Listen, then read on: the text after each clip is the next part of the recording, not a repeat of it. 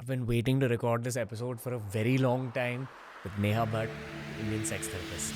It's been a difficult year for so many people, seeing mental health issues on a rise. Sometimes somebody showers and cries and has no idea why they're crying in the shower. Sometimes I'm binging on my food. I don't know why I'm binging. I'm thinking it's a weight issue, but actually it's a trauma issue. Out of 100 individuals in India, how many of them require therapy according to you? What happens between 22 and 100? This happens commonly now within Gen Z. Someone who at 25 experienced a lot of fame, their parents died, their girlfriend broke up with them. They had to lose a lot of money. Then the friend will say, just date someone else. Just go have casual sex, finish it so that you can just forget about it. This can go on to extreme things like self-harm. Is this all about dopamine? It's a major factor. If I've been cheated on, what will that person feel? Not being good enough.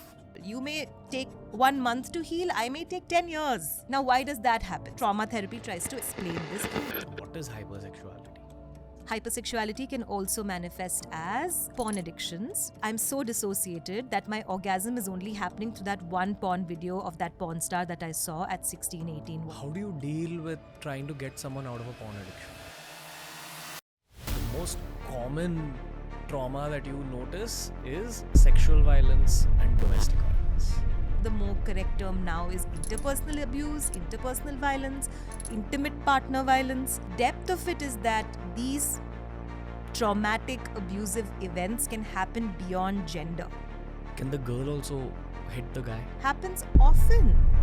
This is not necessarily a gendered thing as it's been shown in media.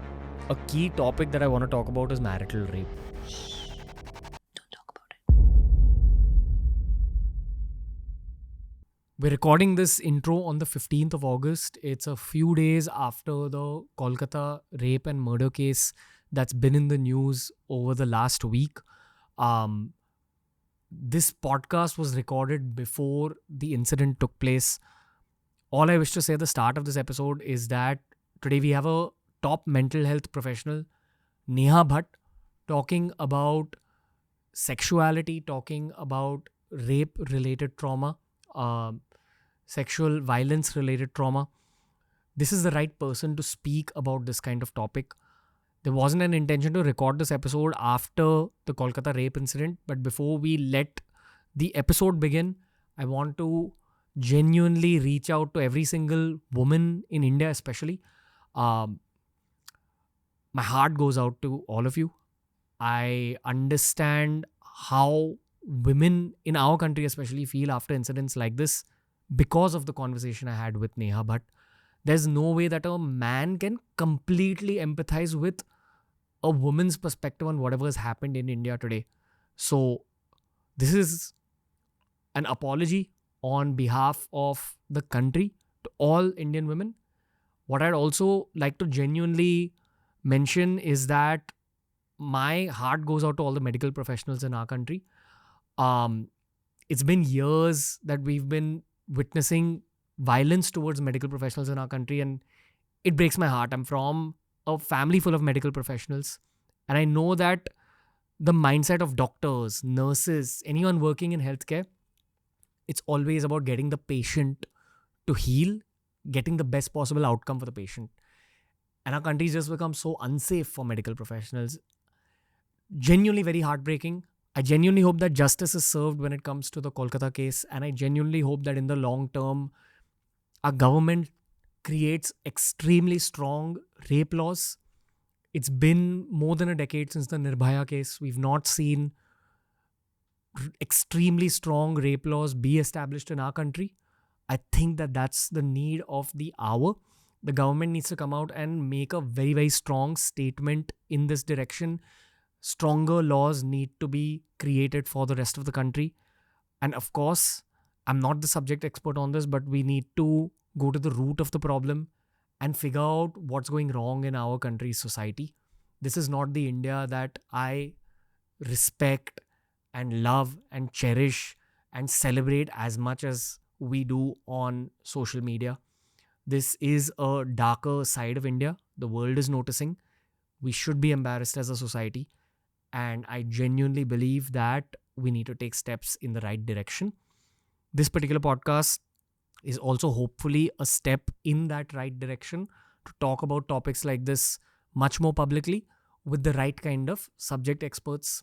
Neha Bhat has helped countless men and women deal with sexuality related trauma.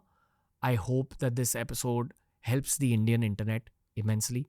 It's Neha Bhat on TRS.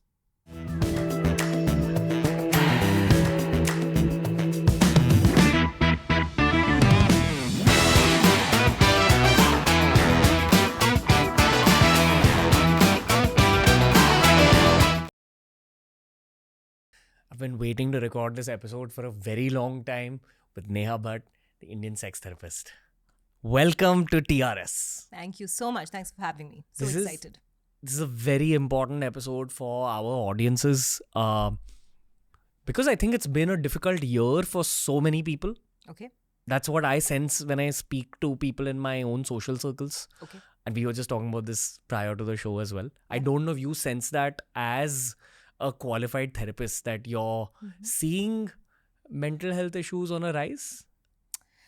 I think that's such a lovely point to start on. I do see a lot of mental health issues on the rise, but also, Ranveer, I see that it's not the issues that are on the rise, it's the uncovering of the issues that are on the rise. Wow. So they've always been there, but people are realizing that there's something up with my mind right now. And 2020 to 2022 was this exceptional period in the world's, I guess, reckoning with oneself and India's reckoning with oneself, that people just got some opportunities to just, I guess, take a pause and just process. And then that pause, what happens is that you process a lot of stuff. So I noticed even people who would probably never access someone like me were really interested in asking trauma, sexuality, things like that. Okay. If hypothetically speaking, a caveman traveled into the future and met you and learned English and asked you to explain your job, Yeah. how do you explain it to the caveman? Yeah. I would tell this cave person that I am somewhere between the field of healing a scar that has not been looked at for many, many years with the depth that it should be looked at. And the person that needs the healing has been suffering in silence, thinking that they should just be all right, and they're not. So at the core of it, that's the job, to heal a scar. When you say suffering in silence, is it the suffering that one has to deal with during the shower, during the time they're trying to go to sleep, during their meals, or also during their work? All of the above, because it's not looked at. So let's go to shower. Sometimes sometimes somebody showers and cries and has no idea why they're crying in the shower. Sometimes let's think about more taboo things like what you do in a shower. People masturbate in the shower. Women masturbate in the shower because it's a safe space from home, like from the gaze of people in the house. And then women cry a lot while masturbating in the shower. But they may have no idea why that is like a repeated thing that's happening. They may think, oh, okay, aise hota hai, maybe I have anxiety, etc., etc. But they may not know that it's connected to something deeper. Food, same thing. Sometimes I'm binging on my food. I don't know why I'm binging. It's normal for me. Someone else comes into my life and is like, maybe somebody who's into health and wellness and says, hey, you tend to do sugar too much. Do you know why? No, I've never asked why. I'm thinking it's a weight issue, but actually it's a trauma issue. Can you explain this? etc. I didn't. You're saying that people binge on sweet food.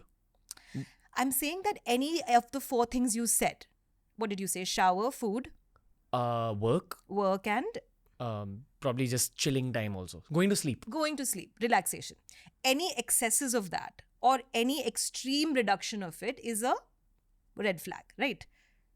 It's a red flag in terms of an average human being who's, let's say, not a yogi, not someone who's doing some extreme spiritual practices. An average human being, if it's doing anything on the extreme of that or anything on the reduction of that, there is something going on that they may not know, Ranveer. That's all I'm saying. So when I said food, and let's say this concept of binging excessively on sweet, most people think it's a physical health thing only. Very less people actually think, why do I go for sweet each time that I feel sad? Why am I watching Netflix and then binging each time that I feel like I've had a breakup and it's like not, the grief is not going? Why? Okay.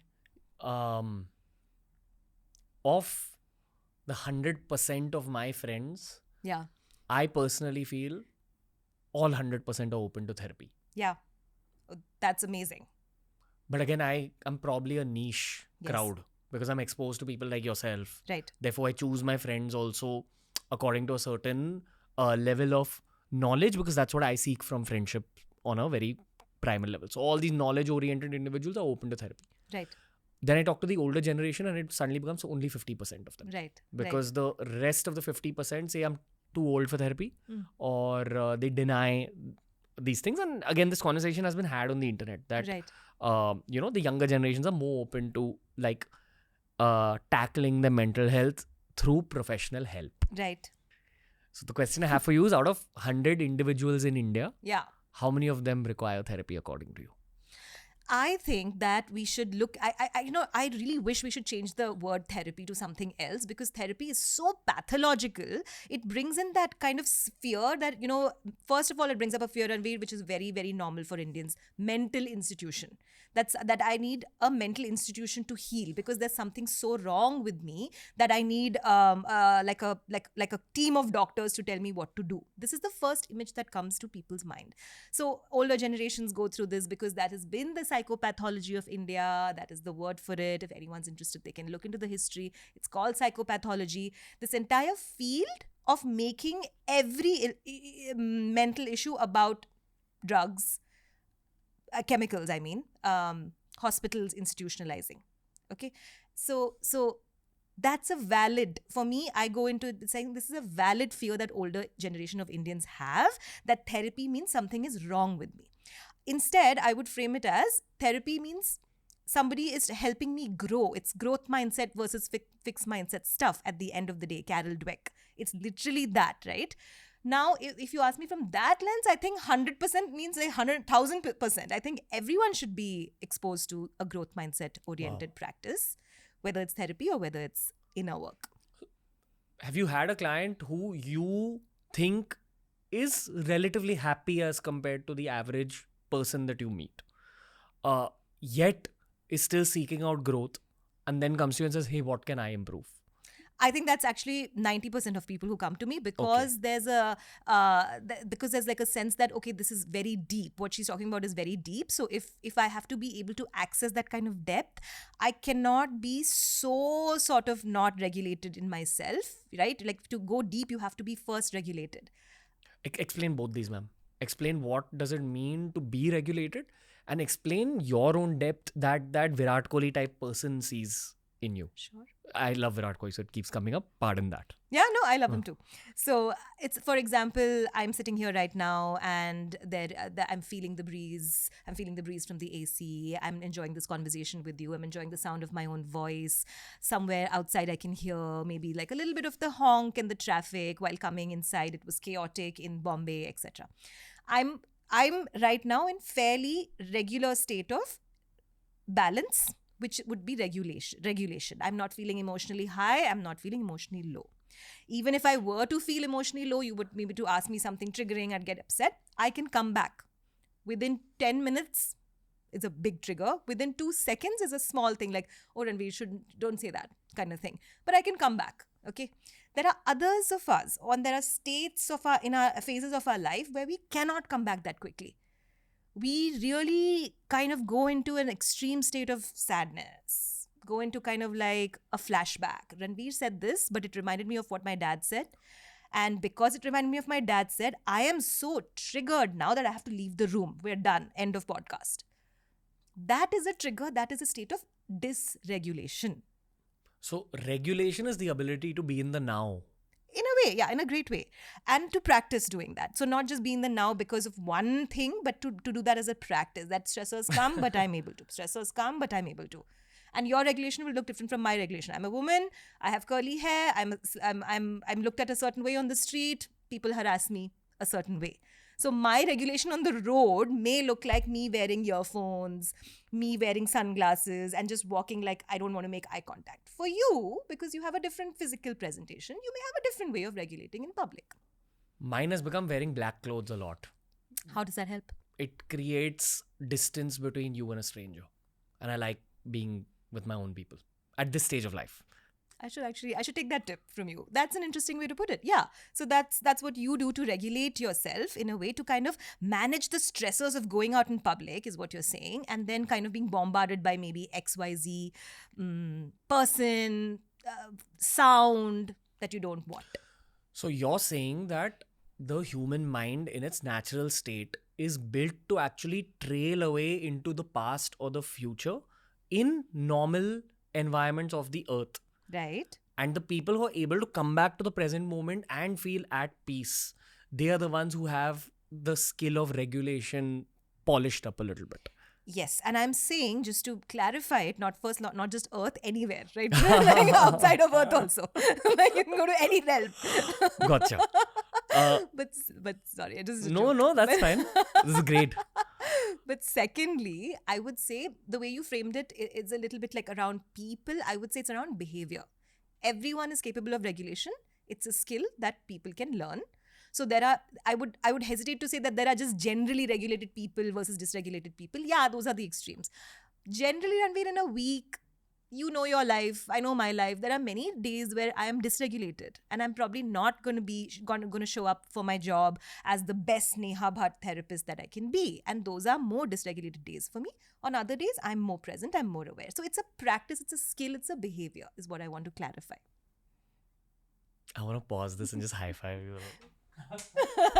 Because it's been 5 minutes of recording this and I'm already like stimulated. Doesn't happen in my life. Yeah, that's why I gave you a hug. I knew it'd get long. I knew it'll be a very good shoot day. But I'm even more excited now. Okay, back to the conversation. So we spoke about regulation. Yeah. And my second part of the question was about the depth they see in you, which I'm also seeing as a podcaster at this moment, that there's so much to unpack. So say if that type A personality comes to you who's flourishing at business or life or relationships and yet wants to grow more. Yeah. What is the depth that they spot within you? They would probably not spot a depth within me. They would probably have to read some of my work. So what I do is I give out a lot of information before people come. So this is specifically for younger therapists, younger people who want to start their practice and want to do depth psychology, Ranveer. Like depth psychology. What is that? It's going under the ocean. If the mind is the ocean, it's actually staying in the bottom only and loving the swimming under the ocean. I am a deep diver. I love that. When I was younger, I used to hate going to the top because I used to feel it's all superficial, it's all surface level. I don't like it. But as maturity happens, you realize both are important. You can't just be here and you can't just be here. That's psychological flexibility. So depth psychology is an entire science of understanding the depth of the mind, which if you look at the analogy of the ocean, how deep is the ocean? Actually bottomless. We still don't know many aspects of the dark ocean. Fascinating subject. So Tantra, all of these, just brought up Tantra to say all of these sort of sciences would be under depth, the field of depth psychology. Sorry, I'm interrupting you so much. No, that's okay. Because I'm really trying to understand the subject more. When we speak about the depth of the mind, this is something I've thought about a lot. Perhaps because I'm very serious about my own meditation habit. Yeah. And again, it took me years to reach that point, but I took up a meditation called the Hong Saw meditation. Okay. Soham Hong Saw. Yeah. Because of YSS, which is the autobiography of a yogi school. Mm-hmm. That meditation took me maybe like a few months to get right. But at its peak, what it allows you to do is it allows you to switch off so deeply that you are awake, but you almost forget your own sense of identity. So you don't know whether you're a man or a woman. You don't know your own name. You just know you're a being meditating. Right. That is the deepest depth of my own mind that I've felt. Right. And sometimes you know when you come out of that meditation. Okay. But what sensing that depth of my mind gave me was the ability to look at the depth of my own life. Right. And I realized that all the moments that I get unregulated, dysregulated, were moments where I got triggered because of something or the other. And then I'd think a lot about all my triggers, and it would always boil down to things in my childhood. Okay. So when you are talking about the depths of the ocean and you know what's at the absolute depths of a human's mind, is it primarily childhood or life experiences as well? It's all. And let's connect this to what you said, the type A personality question. What you just did was a lovely way to actually convince someone who's a type A personality person that they have to go deep. What you just said, you just explained the mind. Can we just did you notice that? No. Okay, you did that. You did that really well. You went into like what the depth is, how the mind is deep. You came up, you spoke about your meditative practice. You spoke about what that practice did to you. Then you connected it to like a trigger that you had, and then you found that it had started for you. Or like for example, you were just saying like maybe childhood, and then you asked me, does it come from only childhood or is it everywhere? This is what you did. First of all, to understand that there's something deeper than the mind, than the first layer of the mind, you need to actually understand the psyche. In school, colleges, this is not taught, so most people don't understand that there is a depth. There's something called depth psychology. There's something called layers of the mind. Within spiritual practices also, sometimes it's so superficial and surface, like we're doing the meditation but we don't know the philosophy part, so we don't understand, my god, this is so deep, right? So a type A person, just going back to that, they may not know at all. So when they come to somebody like me, just by being here, they may not understand. So what I do is I help people sort of first get understand the practice of depth psychology. I send them a lot of paperwork. I ask them to read my book. I ask them to like listen to something I've said. Then I do the prep work to say, hey, now we're going to get into a deep relationship where we're going to be digging through like recesses of your mind. So are you ready for that? Okay. Then a type A person or whoever may say, okay, yes, I'm ready for that. Or they may say, not at all. Like, this is not interesting to me at all. Fine. That soul, let's bring in existential therapy now. That soul, that soul may say, I'm not ready for this journey right now. I'll do it when my life is in more crisis or maybe divorce or something very big that pushes me to ask this question. What happens with 90% of people who come to me is that they're ready for this. So that's why they seek somebody like me. Versus not, there are many kinds of therapists, there are many kinds of inner workers and many kinds of spiritualists who may not be interested in the depth of it, and that's also fine. That's just a journey. So to connect it all back into what we just were talking about, right? Like a caveman and how will they know and all of that. This is how, like, it's a lot of prep work, Ranveer, in depth, not only for the therapist, but also for the person who's seeking therapy to kind of go into what's coming up, how deep are we going to go? Oh, there is something called trauma history. How do we uncover the trauma history? Why should we even uncover it at this age, like at 40 or 50? Why should I even want to? Okay. Did that make sense? Yeah, no. I got exactly what you're saying. My only doubt in this whole explanation is that, again, when we're talking about trauma history, won't most of that history textbook be about one's childhood? It could be about teenage. It could be, if I'm 40 years old, it could be about 35 when I had a divorce. This is what I'm asking. So can you list out things that happen post the age of 22, post college, once the real world begins? Because it's obvious that, okay, bullying will have, an impact. Some kind of sexual trauma will have played a role for some people in their childhood. A breakup, about what your social experience was in college. Yeah. I think people are familiar with these aspects of mental health battles.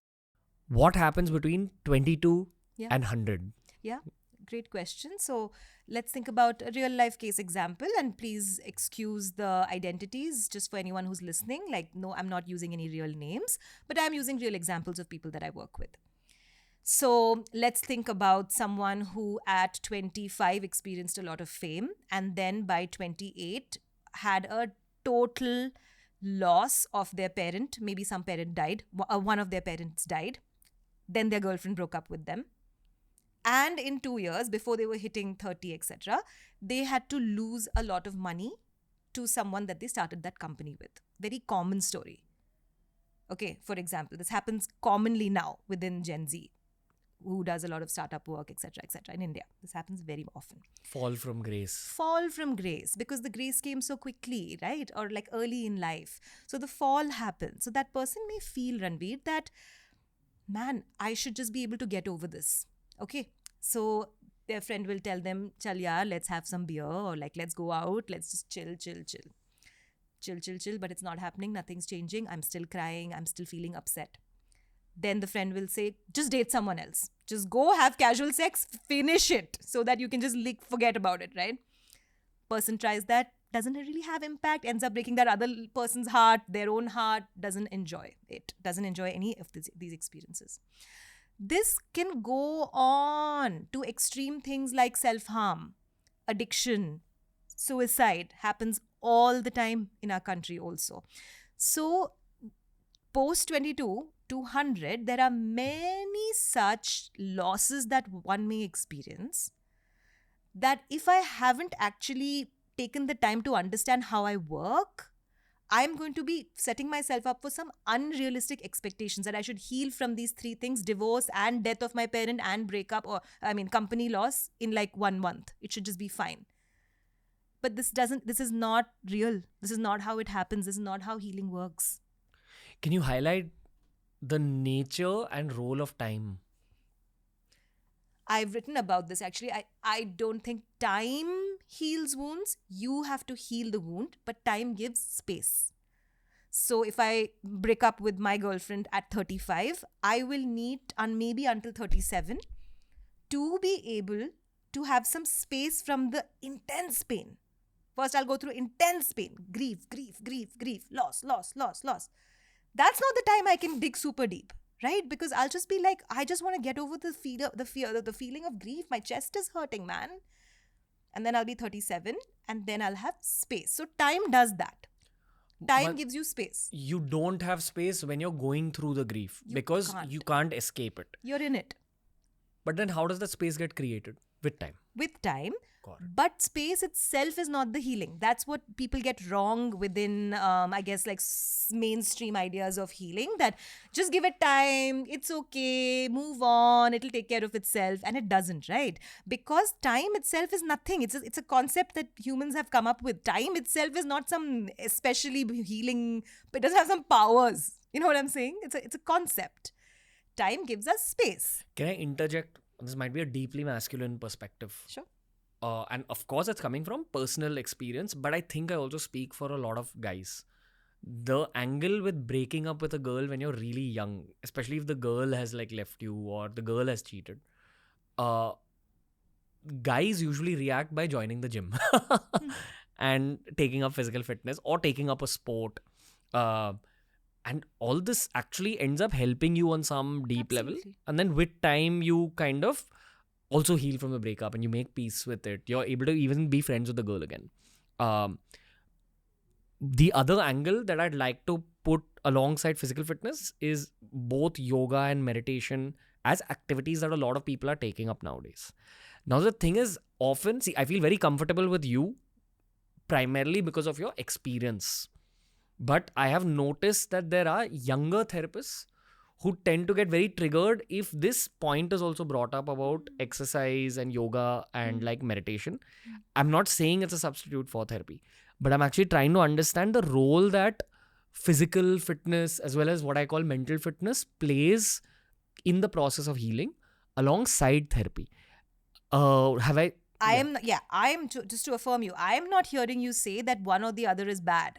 I'm hearing you say that there are gender roles, and within gender roles, there are expected ways of healing within a gender role. So a woman will typically call a friend and process what happened from the beginning to the end. A man, you're saying, will typically, as your experience as a man, will go to the gym, will choose a fitness hobby, will choose something to kind of release that energy that's built up, etc.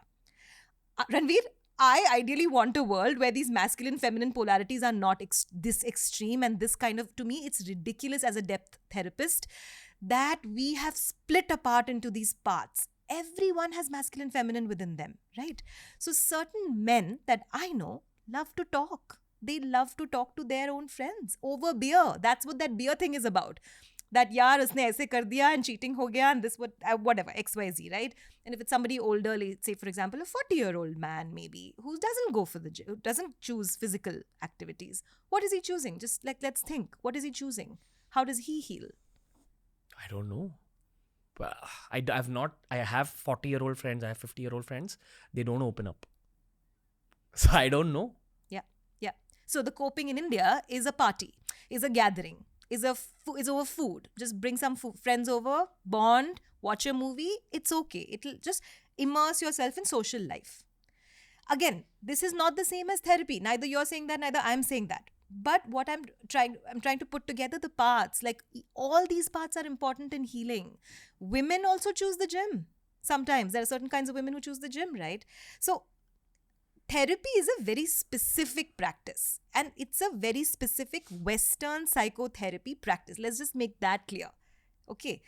That is meeting a professional one-on-one who's qualified, who's trained, who has these many years of experience and does all this work. And then you go deep into the depths and recesses of the mind. So in my book, for example, I talk about therapy is a professional form of inner work. And then there are hundreds and thousands of other alternative forms of inner work, just to make it very crystal clear. And all of them are valid. Yoga, gym, food, masturbation. For some people, casual sex. They need that to feel better about themselves. I don't ascribe to it, but they may. One layer deep, is this all about dopamine? No, that would be reducing it too much. It's not all about dopamine, but it's a major factor. You want a reward. Can you talk about all the factors? That would be like the entire human history, Ranveer. Well, see, if I've been... Okay, let's take cheating. If I've been cheated on, let's think together. What has happened to the person who has been cheated on? Psychologically, what will that person feel? Rejection. Yeah. So loss. Not being good enough. So low self-esteem. So just loss, low self-esteem. Breakage of trust. Exactly. Great point. Trust is broken. So I will really think like thrice before making a new friend. Even forget a girlfriend, but a new friend.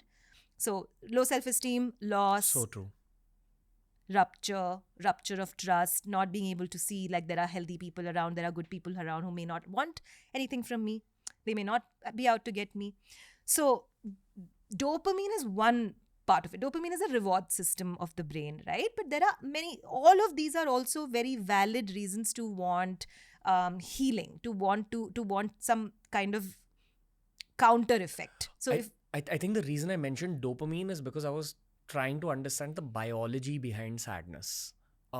And my limited understanding limits me to just talking about hormones like dopamine and oxytocin and the dysregulation of those hormones. Is that what sadness is? Or is there something that biology cannot encapsulate that your experience has taught you about human life? No, it's all biology. It's all biology. Trauma therapy is neurobiology. It's a science under biology. Neurobiology is the science of the brain and the nerves and what's happening in the brain, which is creating these kind of grief spots in the brain, making it very layperson language, grief spots in the brain, reward centers of the brain. So this is all part of neurobiology. Within neurobiology, there is something called neurobiology of trauma. Neurobiology of trauma is teaching us the science behind why some traumas take so long for some people. For example, cheating. For example, if you and I have been cheated on at the same time, at the same spot with different partners, I may have a totally different response to it than you. You may be way more resilient to it. For example, you may take 1 month to heal. I may take 10 years. Okay, now why does that happen? So trauma therapy and neurobiology of the brain tries to explain this through many different ways. A book to read is The Body Keeps the Score by Dr. Bessel van der Kolk, Peter Levine's book. I think it's Catching the Walking Tiger. There are many somatic therapy books now. So now going a little bit... What is somatic therapy? It's body-based stuff. Explaining what's happening in the body, not just the mental thoughts of like how to heal, etc., but like what's happening in the body. Why am I not being able to change this behavior that I really want to change? I really want to heal, but I'm not able to. Why? So just connecting this. May I continue? Go ahead. Counselling is different from therapy. Psychotherapy is different from nursing a wound. Nursing is different from just unconditional listening that you can get from a friend. Each of these have their own roles. Gotcha. Counseling is more solution focused. Psychotherapy is depth focused. It will go deep over a long period of time, 2 years plus. Counseling may not last that long. Counseling is crisis oriented mostly as a field. So I've got hurt, I go to the counselor helps me to get out of the hurt. Wonderful. They did their job. But you choose a depth psychotherapist, they're not looking for you to get over the hurt. They're looking for you to change from inside so that your literal soul, heart, your psyche inside can expand and make space for the pain, learn new skills, be okay with the nature of human life, which is quite about suffering anyway. And this is where spirituality comes in for me, and also lots of existential therapists, where we're like, wow, spirituality has so many answers to this already. The people who reject spiritual thought Right, after reaching the depth of their own brain and heart, right. what do they substitute that spirituality with? Reading, intellectual pursuits only. So they may not really be open to there being something beyond the intellect. And I guess that's what they like. That's how deep they want to go. Why?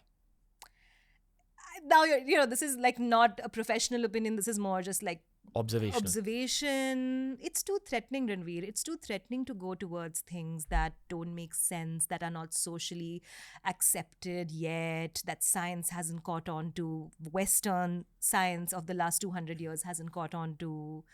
It's too, I guess it's shame, which is also my entire book, but it's like literally like it creates a lot of, I'll be ostracized from my community if I start believing in this, if I start going deeper in this. So this is one aspect of what happens for urban Indians who don't want spirituality and don't want to connect it to healing. But abroad, I've seen that there's a lot of oppression also that comes with spirituality, this idea of religious oppression, etc. So one wants to really reject it and say, no, that's too threatening. I don't want to add one more layer there. I'm just going to keep it to what I can understand. My mother was bad to me. It hurt in this way, and I'm done. Okay. A friend of mine, Sarjan Shah, taught me a very interesting word recently. It's called being scientistic. Okay. So What is that? being scientific is looking for evidence behind everything. So Okay. you could have a scientific approach to history and say, where is the evidence for this? A scientific approach to biology saying, where is the evidence behind this? And allowing that to dictate your opinion. Right. Scientistic is saying that if there's no evidence, I'm going to reject it entirely without considering that it may even be a possibility. And I think that a lot of people confuse their own sense of scientisticness as being scientificness, if that's a word. I get the concept that you're trying to portray. Yeah. And I personally see it blocking their own sense of inquiry as well as empathy. Because then you're rejecting a lot of other human beings' opinions and a possible philosophy that could be a scientific reality, but it's not become a scientific reality yet. I was just listening to Shriyam talk at IIT Delhi about just this morning, about the fact that he wishes that academic institutions like IIT Delhi, MIT, Harvard, all of these very elite institutions that create supposedly the best brains in the world, who do the best work, etc., they should have training in the mind. And it was very bold of him to just like say that. But then the questioner asked him what he means. And he said, look, just accumulating knowledge is one step in the ladder, but it is not the end of the ladder. It is literally the start of an unknown world, right? And so he explains this to academicians, and some of them really take it well. Some of them have resistance to what he's saying, of course. But he explains that you have to then let go of the ladder to then go kind of in the depth psychology, to go kind of deep down or high up, or however you like frame that. There is no ladder. You have to find your own path. You have to get lost a little bit. You have to make your own connections. Now, this is very scary, right? Like, to be lost again. I've just gotten lost. Like, from the perspective of this client that we were painting this picture a couple of minutes ago. If I've been cheated on and I've just had this very deep grief, and it's like, I talk about this in the example of a room. I have an unorganized room. I've color-coded my clothes. A thief came. Literally went like, took a knife and literally like shredded all my stuff apart. And I woke up and I was sleeping. I woke up in the morning and my room is totally disorganized, right? So that's what an experience is like when you didn't ask to be cheated on. One doesn't ask to be broken up with. One doesn't ask to be raped. One doesn't ask to be violated or abused. It happened to me. So like a thief came to my room and disorganized. Now whose responsibility is it? I can wait for the police, but the police is not going to help me put my room together. So it's mine. So then I stay there. And now I have to not only deal with my entire family being like, what happened? What happened? Let's help you. Let's help you. Let's say let's a healthy family. Or people being like, yeah, you only must have left that window open. It's on you. What a dumbo you are, etc., etc. And I was sleeping. I didn't ask for this. I am not going to be able to do like deep spiritual digging, etc. at this point, you see. So I would first want to organize my room, right? I would first want to go back to how it used to be before the thief came in. That may take me 2 weeks, that may take me 6 weeks, that may take me 6 months. After that point, I can go, okay, now I guess I want to reorganize the room. So that's, in a sense, I guess, a metaphor. What's the most common form of trauma that you see as an outcome of your job, especially in urban societies? And you practice in America as well. I do practice. Do you see a difference in like American civilian trauma versus Indian civilian trauma? Yeah, I practice with global Indians all over the world. Okay. But in this recent like 5 years, I've like streamlined my practice entirely to Indians who are based everywhere, because I didn't see anyone talking about any of the trauma material from an Indian perspective. I thought that was a major dearth. What is the Indian perspective?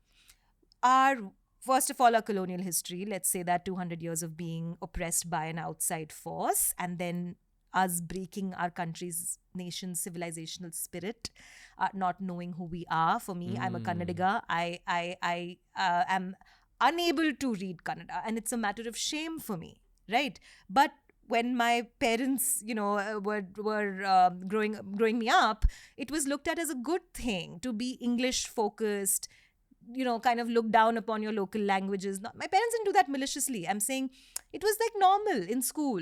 I grew up in Delhi. So it was normal in school to just be like, it's okay, Hindi first, English first kind of thing. So we've brought in as Indians, we've bought into a lot of ideas which are to like demean the self, right? Like demean our own language, our own food, our own culture, our own religious identity. That's traveled over generations. Exactly. That is intergenerational trauma. Maybe 4-5 generations of Indians have been told, hey, you're brown, you're not as good as us. Yes. You're brown, you're not as good as us. And now imagine that kind of Indian leaving and going abroad and having not even a sense of like 5 cousins or 6 cousins there, just in an independent house, lots of money. Maybe they are a doctor, but there is no help. There is no similar food. There's no similar smell. There's no similar touch. There's no idea of hangout, adda, let's chill. It's not like that. It's a very different culture. And there's trauma happening. So the most common trauma that I see in my practice is sexual violence and domestic abuse. These are the 2 things I specialize in. All over the world? Yeah. Sexual violence? And domestic abuse. Often they happen together. Yeah. Domestic, again, the term domestic abuse means physical violence or emotional violence from your partner or a family member. Yes. Right? Yes. I just use domestic violence because it's like a layperson term, but the more correct term now is interpersonal abuse, interpersonal violence, intimate partner violence. So that's where my specialty lives within couples. What happens when interpersonal violence ensues, like starts, and that can be emotional in nature, that can be mental in nature, that can be financial in nature. One partner holding all the finances and saying, no, you're not allowed to leave even if I break your jaw. Can the girl also hit the guy? Often. Happens often. This is not necessarily a gendered thing as it's been shown in media. The depth of it is that these traumatic, abusive events can happen beyond gender. However, I will not dismiss the very obvious power dynamic of men versus women. I mean, of course, if a man is doing it first and hitting a woman, it's unparalleled compared to, in terms of instances. Also, there are more instances of reporting that gets reported way quicker than a woman reporting that somebody reporting on a woman that she hit me. Generally, it's disbelieved for men.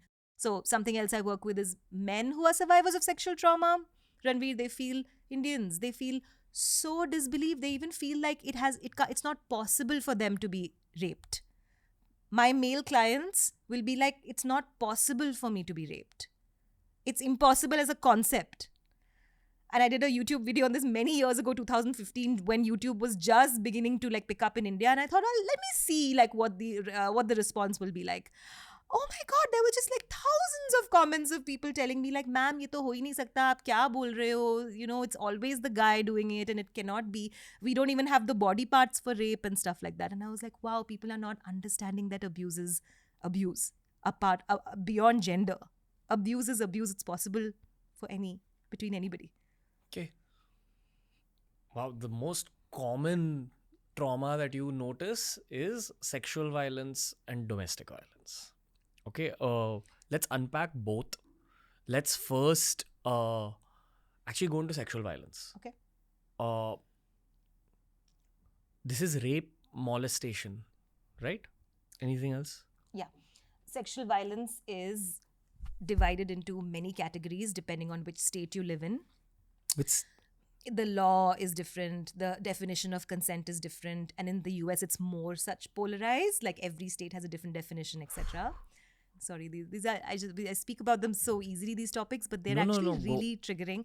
And I must tell people who are listening that please protect yourself when you're listening to this conversation, because it can bring up a lot of triggers for people, for even listeners and watchers, audiences. So like have a cup of tea, like, you know, like have a blanket around you, like have something to write. Just take care of yourself, because I'm saying a lot of things. And probably the examples will become a little more extreme as we go into sexual violence. Go on. So sexual violence could be defined as any act that basically takes control away from my body. Any act of malicious abuse that takes control away from my body. So it can start with something that we know commonly in India as eve teasing. I'm going out to buy milk, and the first thing I'm walking on the road is like somebody's like, oh, big boobs or small boobs, or some happened to me so many times where I've just been spanked on the ass. I'm just going to buy milk. And the guy has gone on his bike somewhere, you know? And so I'm like, just, oh my God, what was that? So that is happens to all Indian teasing. women, apparently. Okay? Something you skip as an experience when you're a guy. Right. And when you have deep conversations with your female friends, you realize it happens to all Indian women. But please go on. Exactly. It does happen. And the worst thing is not just that. You come home and then you're telling your family that it happened. And the first thing your mother may say is, wear a different top. Why was the top like that? Were your assets out there for people's harm? You know, you called it upon yourself. Your father may not even believe you. You may not even have a relationship with your father where you were able to even say such a thing to him, right? So that's the second layer of trauma that becomes quite acute, that let's say a girl in this example, is not even able to express that, Ranveer. Then she's expected to get married by the time she's 21, and suddenly have great sex and have children. It's impossible. Okay. So, sorry, going back to sexual violence. So that's eve teasing is one aspect, which can then, the second aspect can be something like the spanking thing I talked about, like actively coming and spanking somebody, hurting somebody to get something else out of them. There is no consent. It is not flirting. It's literally abuse, right? Third type of sexual violence is rape, where I literally go and I insert something, either my own body part or an object. People are raped in schools. Children are raped in schools with pencils. By? Sometimes by really malicious pedophiles, maybe somebody who's working at that school, sometimes by teachers. This has been reported. Sometimes by children their own age, and there is no sexual abuse understanding in India, so it just becomes like, shh, don't talk about it. Let it go. Children their own age? Well, and then there's a trauma history. Why is somebody why is a 7-year-old trying to insert a pencil into another 7-year-old's anus? Why? Because that first 7-year-old has been troubled by someone? Yeah, that could be one. The other could be he's watching a movie that's depicting that and he's picking that up. Or third, it could be you're watching maybe in your own home that is happening. You're watching a parent beat up another parent and you're thinking this is normal. Whenever I don't get what I want, I can just force myself. Very common, very common. Just hushed. Okay. How do you deal with a case of someone having gone through some form of rape? what is your process as a therapist in that case? Because that's something psychologically very, very traumatic. Like, I can't think of any other human experience that's more traumatic than a rape. Yeah. And I'd love for you to break it down into women getting raped as well as men getting raped, because we don't talk about the second one at all. Yeah, absolutely. But tell me more about why you think that is, for you personally, like that's such a greenest act. Because I have a sister, a mum, a girlfriend. Unfortunately, all three of them are very open with their conversations with me. Yeah. So they've spoken about the feminine perspective on rape as a concept. And it's something you have to learn again as a guy, because you don't think of yourself ever getting raped as a guy. But the more empathetic you get towards the women in your life, you understand that, okay, this in some cases is probably, I'd put this and acid attacks in that same realm, you know? Yeah. Because acid attack is causing some form of psychological trauma for the rest of your life, other than all the physical trauma you go through. I would say rape is an acid attack for the mind. Okay. Yeah, it's helpful for me to just like understand what you feel about it. Yeah, it is one of the most heinous actually. And not a lot of people talk about it like it's one of the most heinous things, because I don't think people understand the depth of it. But it is, because you're literally going into somebody else's body and releasing something there. Like either it's sperm, or it's like a scar, or it's like a force. You're literally attaching your own body part to their body part. And then like they didn't ask for it's like an unwelcome visitor, and it's causing that scar for years, man. Like an acid attack, it doesn't leave you unless you do plastic surgery or something like this, which requires something else, privilege, etc., access to a good surgeon. Yes, so it is really a heinous thing to do, rape. Not every psychotherapist needs to know how to heal rape, because not every psychotherapist is also doing their own inner work in that realm to actually heal themselves of that trauma first to be able to handle another person's trauma. And not every psychotherapist or healer needs to, because everyone can choose what they specialize in the field of healing. Like, I don't work with people who are 80 plus because that's not my specialty, it's not my interest. Somebody else may not work with sexual trauma. But say you are a therapist that's really open to doing this work, you will first do a lot of groundwork with your client to kind of, again, going back to dysregulation, regulation, to get them out of dysregulation, especially if the rape happened on Wednesday. You will not try to like give them spiritual techniques on Thursday. You will really just work with them on being able to get out of bed, clean that part that was impacted, put like wash it either with a loved one, can be very triggering, wash it by yourself. Ranveer, I know so many women, including myself, who just couldn't touch that body part for years because it felt so triggering. It reminds you of that person who harmed you in a way that you never wanted to be harmed. Okay. After that point, when that client reaches some kind of regulation, this takes 6 months typically, then you can allow the client to say, now what do you want to do? Would you like to report it? Would you like me to help you have a conversation with someone in your life about it so that they know why you're having panic attacks, why you're having nightmares, why you can't have sex, why your boyfriend can't touch that body part or your girlfriend can't touch that body part? For example, the client may say, yes, Neha, I'm ready. Or the client may say, Neha, not at all. Are you mad? It's too fresh for me. Then it's another 6 months of work. After that point, we reach, so trauma therapy has its phases. My book has described all the phases, but you literally go into the second phase of like now moving beyond the trauma into more like, okay, now we are back to trust. We can trust ourselves a little bit. Now I'm able to touch that part. I'm able to not get really triggered all the time. Now what do you do? Once you reestablish trust with yourself, just logically, what would be the next step? I have masculine perspective here. Yeah. I love it. Moving forward in life.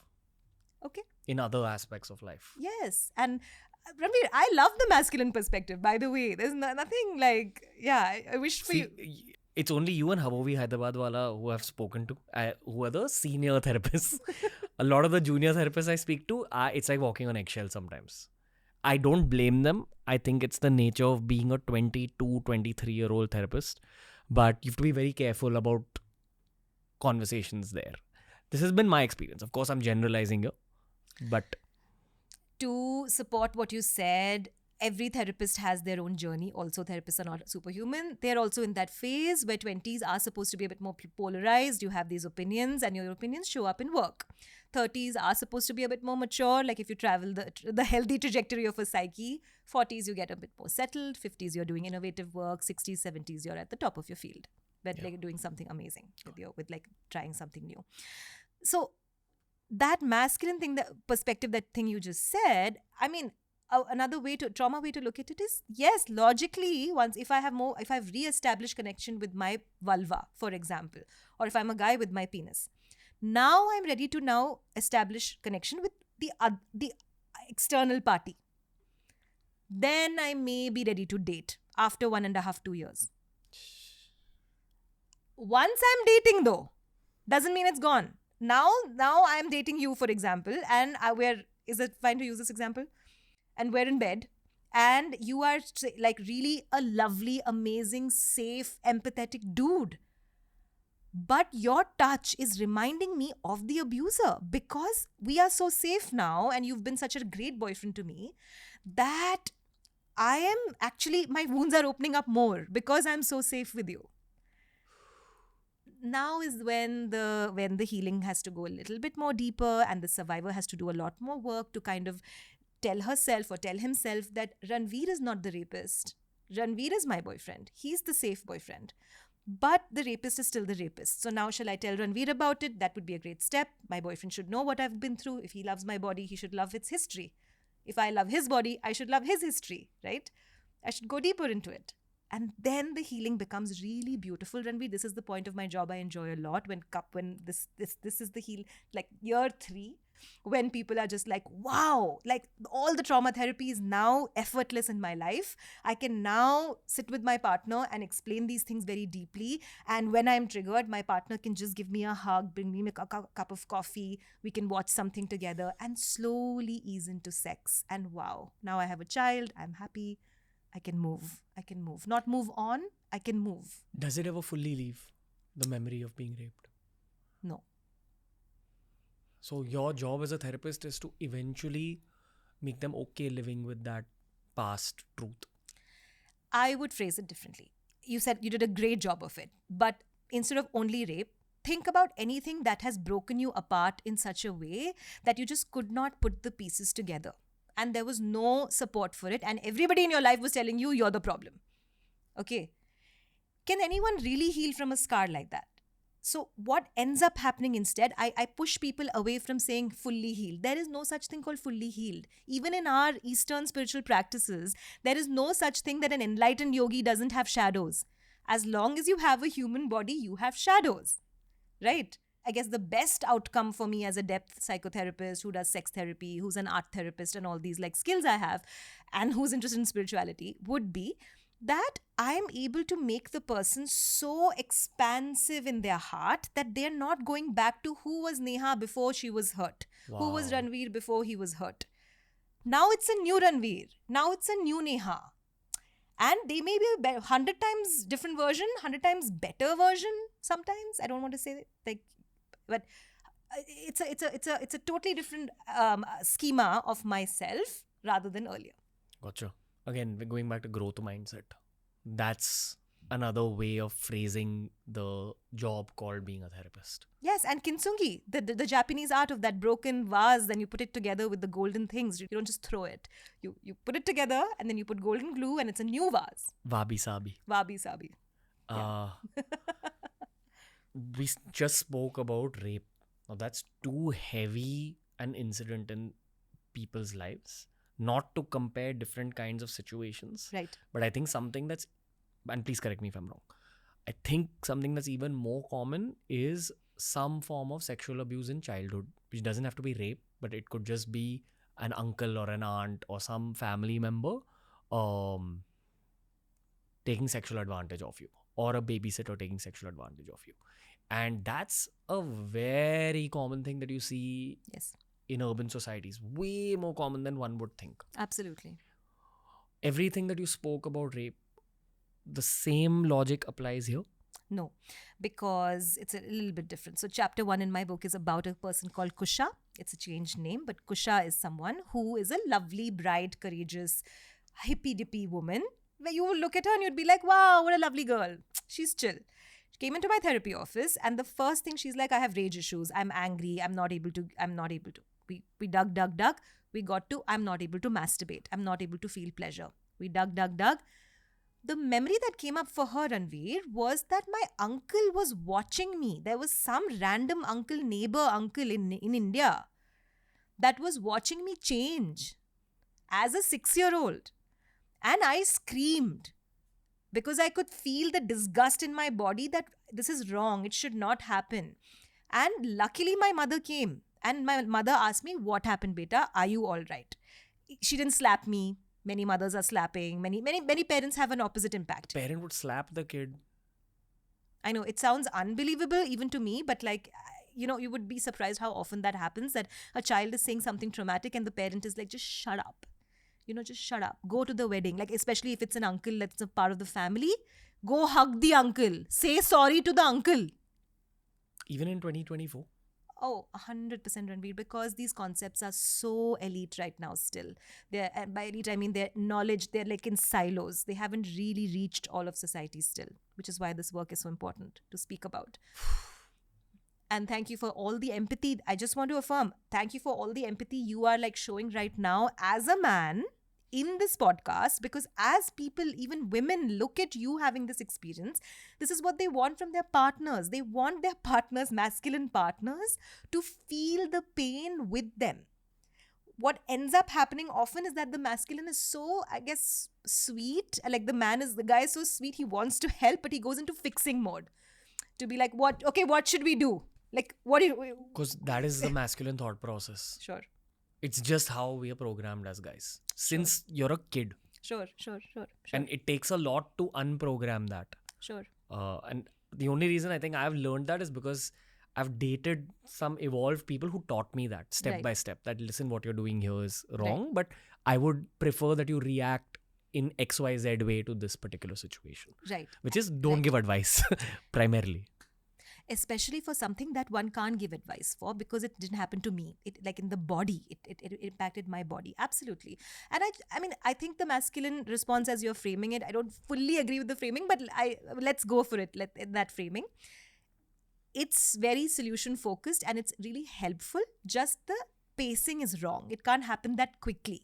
So as you're explaining this to me and as I'm seeing your face and I'm seeing the empathy that's coming to light, a lot of what I do in couples therapy is to teach this, is to teach any partner. Sometimes the woman is also not able to show empathy. So moving into women, is that fine? Can we finish this childhood? Yes. Kusha. Yeah. So Kusha basically spent a couple of years further in healing and was able to then connect the dots to say that, oh my God, it's that gaze that has like penetrated so deep into my soul, into my life, into my nightlife, that when I'm masturbating as an adult, as a healthy woman with a healthy sexuality, the first thing I'm thinking about is that uncle's eyes. And it's making me like gross out. So she would puke and she would go into all sorts of states. And then we have sex positivity culture, which is so new and so nice. But everyone is telling you, come on, use these sex toys. If you're not using these sex toys, you're not liberated. Come on, have 100 partners. Why not? Like, it's, you're trying to heal from the repression of Indian society. But there's no trauma-informed lens. So she was not understanding that she cannot get there because she's holding in the childhood trauma. So for Kusha, it was childhood. For others, it's teenage. For many people, it's middle age. Trauma can happen at any point.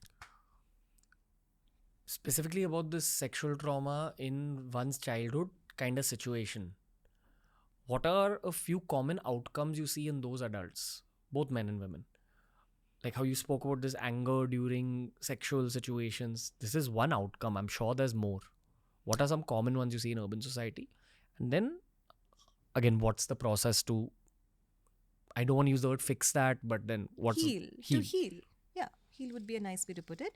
Anger, not in sexual situations. Sorry, Kusha's feeling angry about not being able to access pleasure. Okay. So that's one major outcome. In somebody who's been abused, you can see that pleasure for them is difficult to access. There is either a very low self esteem that I don't deserve it, I'm bad, I'm dirty. Can I go into a difficult Please. case example? Please. So, one of my most, I think, very heartbreaking cases was a child who was abused by the driver, and the driver came in the child's mouth and lied about it and said that it's just water. And the child, like 6-year-old child, is not able to tell the difference between water, semen. I mean, has no cognition. The brain has not developed. This went on for 12 years. Like years. As the child's sexuality is growing into becoming like an adult, the driver is still like literally grooming the child to say, yeah, I'll just put some water in your mouth. Don't worry, it'll take 2 minutes. It'll take 2 minutes. It'll take 2 minutes. Now, this is also rape, but it is it's literally childhood sexual abuse in the way that like has been so extreme, and it's defined this person's sexuality. This person is now whatever in their 20s, mid-20s, right, and is not able to experience what healthy sexuality for them means. So this is where they've gone into addiction, they've gone into all sorts of other things, coping to kind of get away from the shame they feel every time they try to have what is supposed to be healthy sex, like giving a blowjob to somebody you love. It's supposed to be normal. This is normal. It's not so, but person's not able to. It brings up grief, goes into panic attacks for days and days and days. So this is one way that it shows up for, let's say, men, like male survivors of abuse. For female survivors of abuse, it's intense shame, because in India there's a shaming aspect to also being a woman and being sexual. So those two kind of combine and typically feels like I should totally close my body up. Sex is for reproduction only, and many folks may not even choose to be sexual. Many women may not choose to be sexual. Many women may choose to be married but never tell their partner what happened, because it's so disgust. It brings up so much disgust for the self, that how could I, as a child, why was I chosen? Why didn't he choose my friends? Why would he choose only me? And typically, I know it sounds horrible, but many times these girls are told, it's because you are so sexy. You were so beautiful at 6. You were such a beautiful, fair child. This fair skin fetish that we have, right? Like, you were such a beautiful, fair girl that, he did this to you. But like, if you were not that pretty, this wouldn't have happened. Like, crazy stuff like this is told. And how do I know this? Because my clients then tell me like, oh yeah, I went to my best friend and she said this. I went to my best friend's mom and she was saying like, yeah, you should wear a different dress to your birthday party. You should, as a 6-year-old. So that's something that manifests. So for men, it manifests as a lot of avoidance. As women, typically it manifests as a lot of shame. The other aspect is it can also manifest as hypersexuality, that I'm just like now going to be so risky with my sexual experiences that I'm just really trying to avoid the pain of that first touch that felt so horrible to me, man, right? And a lot of women that are very hyper independent and successful, a lot of men, this is the type A personality type that you said before. I mean, I see, in my observation, I see choosing a more like casual sex relationship to life, an avoidant thing, and being like, I'm just gonna do my thing. I'm good. I have money. This is enough.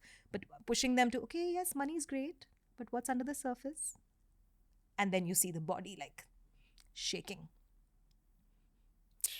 Yeah. What is hypersexuality? Yeah, great question, and kind of a philosophical question, actually. What is it to you? Again, when you're asking me a psychological question, I'm trying to think of the faces that have come to visit my life at different points. And I don't know, man. I think when most of your mind is occupied with thoughts about sex more than other thoughts. Yeah. In your adult life. I don't Right. think teenage is the right time, because the hormones have a role to play there. That's one aspect of it. really having high body counts. Okay. For me, again, high body count, low body count is very subjective, but you meet people with like body counts of above like 10, 15, 20. Like at what point does it truly become high? Not understanding the value of commitment or a stable relationship. That's an aspect of hypersexuality. Maybe some form of very obscure fetish, some very peculiar fetish. Again, I'm just doing a thought experiment. This is not Yeah, that's what I'm asking you for. And I'm asking you this question back because you're not in the psychotherapy realm, right? Because we want people to understand these things based on the stereotypes that the mind has. Like, that's exactly right. When we say hypersexuality, many listeners will be coming in with like so many of these these things you said are stereotypes. Some of these things you said are more commonly found. Fetish and kink is another totally different episode. It's an entirely different aspect of this. I would define hypersexuality as anything that is not actually giving me the outcome that I'm looking for. So why am I having sex? I'm having sex for pleasure. Why? And in that moment, in that pleasurable moment, I need to feel connected. I need to enjoy the experience.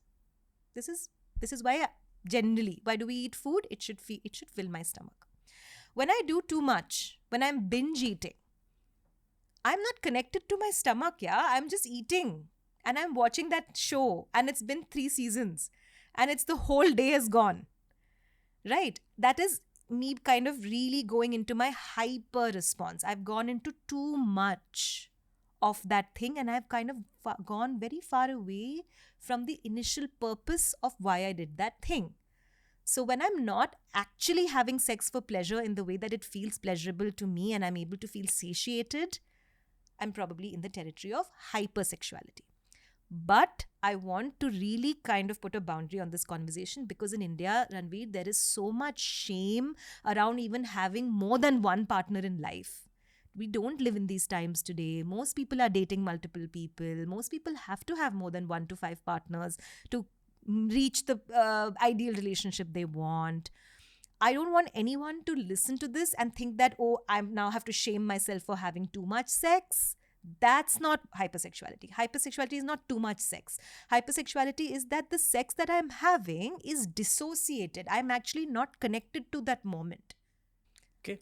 Can I say one more thing that just came to me? Please. Hypersexuality can also manifest as porn addictions, which I see a lot in today's urban Indian practice and sex therapy. That I'm so dissociated that my orgasm is only happening to that one porn video of that porn star that I saw at 16, 18, whatever. And it's the only video that gets me off. So when I'm with my partner, it's not getting me off. And I'm literally masturbating to get through the day. I'm not masturbating for pleasure. I think you have probably spoken about this before, etc. I'm remembering. It's a trigger for dopamine rather than a sexual act. How do you deal with trying to get someone out of a porn addiction? In psychotherapy, again, to clarify, we are not someone's coach to start. First, we are going to listen to what the client is telling us. So we are actually their follower. After the first couple of years or first year, however deep the trauma is, then we become the coach. Then we change the role and we go, okay, enough trauma work. Now let's move into action and let's start the stuff to heal. So if someone's coming to me with a porn addiction, I'm not going to be sort of coaching them out of it. I'm going to go deeper into the aspects of why it's there. What do they like about it? What do they hate about it? When do they do it? Right? And that's when it gets really interesting, Ranveer, to think about it from this lens. That many people are doing it to avoid social gaze, to avoid their family's pressure. Many people in India, urban reality is living in joint families where there's hardly any privacy. People are living 8, 9 people in a 1 BHK, 2 BHK, reality of Bombay, right? Reality of Bangalore, 2 BHK, 5 people. So adults, healthy adults, 22 to 40, when your libido is supposed to perform its best, 21 to say 40 for guys. Where is the space? So porn addiction is a way to escape the pressures of everyday living also, and using that as my kind of dissociating, my relaxation time. But it's now gone away from relaxation and has gone into escapism. It's like smoking a cigarette in the bathroom. And then it becomes 10 cigarettes and my pack is done. So what's the porn version of that? It's like, I need to get to the work meeting and I haven't orgasmed, but I have to orgasm to get to the work meeting. And so how do I orgasm? Just by watching that one particular video on loop so that it's just done. If I do this once or twice in a week, this is normal. This is healthy. Masturbation is fine. But I'm doing this 5 times a day or 3 times a day. And I'm using masturbation to lead me to the next activity. How do you go into this person's mind and then try pulling them out? Because you said you follow them in. Yeah. And I'm sure you lead them out also. How do you lead them out? That's the entire craft. So let's do a little bit of like studies. So, to be a therapist, you have to do like a BA, an MA. You have to then get into an internship. Then you have to do a supervision. You have to do your own therapy. You're not allowed to graduate from some training programs without your own therapy because it's not ethical to heal someone without knowing what it means to be healed by someone, right? It's not possible. So to be a good guru, you have to be a good shishya, same way. After that, we have 2 years of supervision. So you actually choose a supervisor that's a little senior to you, who then takes you under the wing and then helps you with the most difficult cases. But they're not helping you as a coach. They're actually in psychotherapy mirroring off your own mind. So they're saying, Ranveer, in the session, you came to Neha, you looked for advice. But when I said the word trauma or rape, you kind of twitched like this and your face did something different. And I noticed that. What is that like for you? And Ranveer may have never thought about it, right? Because there's nobody sitting there mirroring that for him. He can't do it by himself through meditation, right? That's different. So then Ranveer goes into his mind and like, yeah, why did I twitch? And so with a therapist, he understands the twitching and where it comes from and blah, blah, blah. As he's working on his own triggers and his own body responses, he becomes a better and better therapist because he sees, oh, my body twitched like this. So when somebody else's does, what could it mean for them? That's the craft, Ranveer. That's the craft. Now, I've added art therapy onto this because I'm an art-based therapist. I love visuals. I get into visuals with people. So my healing modality is very spiritual, where I bring in like, this is why I was interested in the book in your office, but I bring in a lot of like deep art and painting and watercolors, etc., to lead someone into like their dream space and what it's bringing up, nightmares, etc. Sometimes people paint with me in my studio. I have a studio, so people paint with me. Sometimes we dance. Sometimes we sing. This is expressive arts therapy. It's all about the body. So effectively, each person has their own solution. And each person is their own human being, so it's all subjective solutions. Yeah, but there are fields. So art therapy is a recognized field. Music therapy is a recognized field. So you have to train in it. The solution can be whatever that focus on the client. I'm still stuck on that porn addiction question. Okay. So Explain. The question I'd asked is, how do you get someone out of that addiction? Because that's why they're coming to you in the first place. That would be the answer, what you just gave. That every individual is as different. No 2 leaves are the same. No 2 flowers are the same. No 2 brains are the same. Even twins, even best friend twins are not the same. Each one will have actually we say this in trauma therapy a lot. No 2 people have the same parents. No 2 siblings also have the same parents. You have a totally different experience of your parents based on who you are. And then we have Sanatan Dharma and all these wonderful philosophies in our own culture which talk about why and the karmic aspect, etc., which is much more. It's like 3 levels deeper, But then just to kind of encapsulate what you're saying, absolutely, a good therapist, especially as he or she or they mature, gets better at being a good surgeon. So like finding out what this person needs, leading them gently to it. I definitely want to talk to you about the spiritual aspect of mental health. We'll get into that conversation. It's going to be it's going to be a chapter in itself. And go back to the conversation we were having originally about rape. We didn't talk about men getting raped by women as well. Or men getting raped by men. Or by trans people. Anybody. Men getting assaulted. Men getting raped. What is the most common one you see? Because I'm queer myself, I'm bisexual. I see a lot of queer men in my practice. So I see the male on male more. But that's because people will choose a queer therapist because they feel more connected to someone like that. I think if you ask someone else with a different identity, they will say a different thing. So we have to really depend on proper statistics for this. We don't have it yet for India. Okay, so there's no fixed answer. It can There's be. no fixed answer, but overall, upper say, if you say, it is more common for a male on male rape to get more attention than it is for a woman doing it to a man in India. Because there is, can we go in a deeper Please. answer? Homophobia is part of, let's say, sexual repression, right? Like, especially in India, there's a sense of like, छी Yeah. छी छी ये क्या? मैं नहीं हूँ, मैं तो नहीं हूँ, हाँ, तू feminine है ना, तू feminine man है ना, तो तू होगा. It I mean, automatically goes there for someone that it's an attack to my masculinity that you may be a different kind of man or something. So there's a kind of like and for women, for lesbians, it's a little bit different where it becomes hypersexualized. So they are these two lesbians, they're probably doing it for me. This is part of my own history that I've written in the book and talked about a lot, that like in college when I was coming out as bisexual, so many of my own guy friends were like, oh, are you going to perform for us? Like, are you going to, like, I like, what do your parents think? Like, isn't this something you do for attention? So it's always seen as like, it's performative because of porn, because of what you see in porn. So two lesbians cannot be in love. Unless they have a penis, they cannot be in love. That's the idea. Wow. Yeah. Wow. That's the mainstream understanding. So homophobia towards men and bisexual men have it horrible. Bisexual men have no acceptance, very less acceptance from other men, straight men, from women, straight women, from lesbian women also, because they feel like, I'm not sure what this guy is about, and there's kind of this threat feeling. These are the ruptures inside the queer community also. But in general, men are like just generally seen as always stoic, powerful and masculine responses, as having these masculine responses. So it's always seen as their abuse is kind of not that big. They're making a big deal. They should just shut up. Have you seen any men in India who got raped by women? Currently, all the time. Yeah. My current. Sorry, I'm asking you such a basic question. But how? Because for sex, you need an erect penis.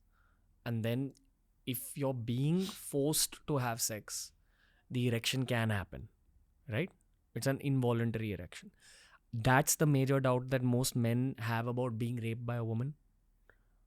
Okay, that's one aspect, and I'll allow you to expand on that. But the other question is, what was the intention of the woman involved? Because especially when it comes to Indian women, in my experience, and a lot of Indian guys would probably agree with me, Indian guys love and admire Indian women as compared to women from other countries, because there seems to be more empathy in the Indian woman for whatever reason. Okay. I don't know if Indian girls feel like that as well. But there is a sense of like mamta in Indian women much more as compared to other nationalities. So I personally, as an Indian man, can't fathom the possibility of an Indian woman raping an Indian man.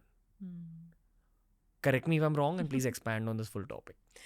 Yeah, so survivors will find what you said really triggering, because it's full of the stereotypes that one is trying to also kind of correct in mainstream culture, which is why I think it's really good that you asked it in this way. So we'll go step by step. Firstly, now Ranveer, I want to also bust a myth that I don't think it's Indian women and Indian men.